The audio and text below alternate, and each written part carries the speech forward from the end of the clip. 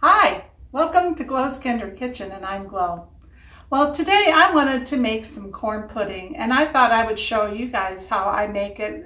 This is just one of the variations. There's many ways I do it, but I'm going to keep it simple today. So anyway, let's go ahead and get started.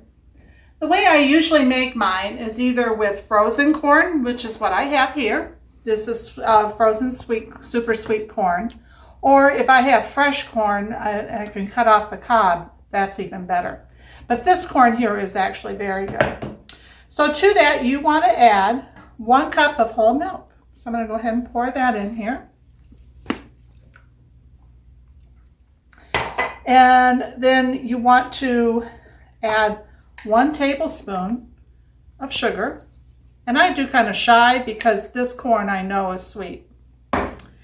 And I add in a little bit of liquid smoke because we like that smoky flavor. Today I'm making this to go with some barbecue chicken, so that's one of the reasons I decided to do the smoky flavor. I'm going to add in some cayenne pepper.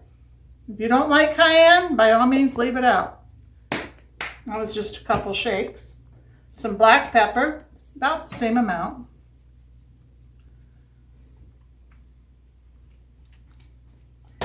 And some salt. And I'm probably going to do like 1.5 teaspoons. That's plenty. And then I've got some eggs I need to beat up.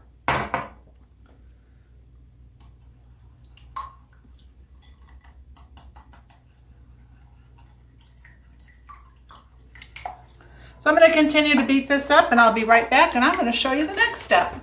Well, I got my eggs beaten here.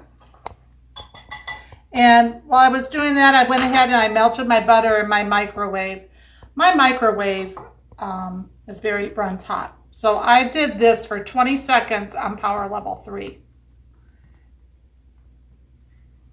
I had done it any higher of a power level, I would have had a mess. And I know everybody's microwave is a little different. So now I'm going to just add my 2 tablespoons of flour.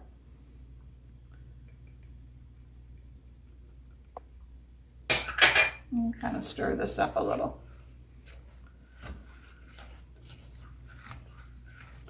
And I went ahead and I sprayed my baking dish here. This is a 2.5 quart baking dish. It calls for a 2 quart, but the 2.5 will be perfect. That way I don't have to worry about it cooking over or anything. Now I'm going to add my eggs.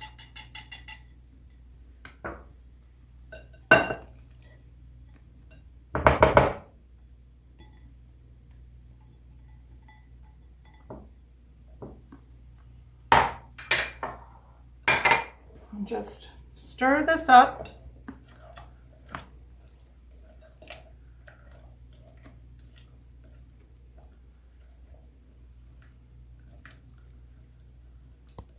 And this cooks up really fast. It usually takes around 25 minutes to cook in 350-degree oven. So I'm going to go ahead and just pour it in here. But this is just a basic corn casserole with a little bit of spice to it, but not much. There we go. So I'm going to be putting this in my oven at 350 degrees for about 25 minutes, and I'll be back. Well, look at this, you guys. I just took this out of the oven. Doesn't that look delicious? It did take 35 minutes, though. But looks oh good. My goodness, does that ever look good? I think part of the reason it took longer is because our corn was partially frozen. Makes sense, doesn't it? But, oh, this kitchen smells awesome. So in a little bit, after this cools enough, I'll be able to sample this for you. Sounds good, Miss Glow. We'll be back. Well, here it is. Time for the taste test now for our corn pudding. Just take a look at this, you guys. How light Looks good. and fluffy this is. I'm not sure if you guys have ever had corn pudding, but if you haven't, you need to give this recipe a try. It is so good. Let me give it a bite now. You really smell the corn in it.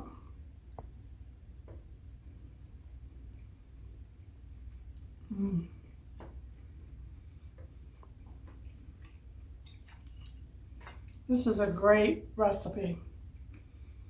It is so good. That super sweet corn that I have in here that's frozen, the frozen, is really good in this.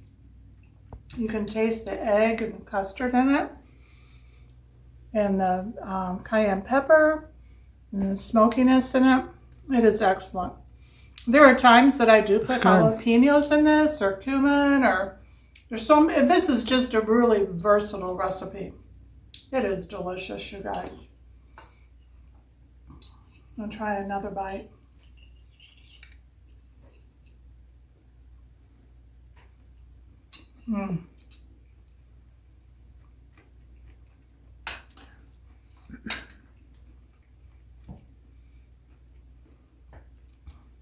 Hate to talk with my mouth full, but this is excellent. This would be a big hit at any potluck you had or dinner where you had people come over. It's special. It's something that not everybody has had before, and it is delicious. I want to thank you for your time today. I appreciate you watching us and taking the time out of your busy day. And please like and subscribe to our channel yet if you have not. It really does help our channel to grow. And again, thanks for watching, and I hope you have a wonderful day. Talk to you later. Bye.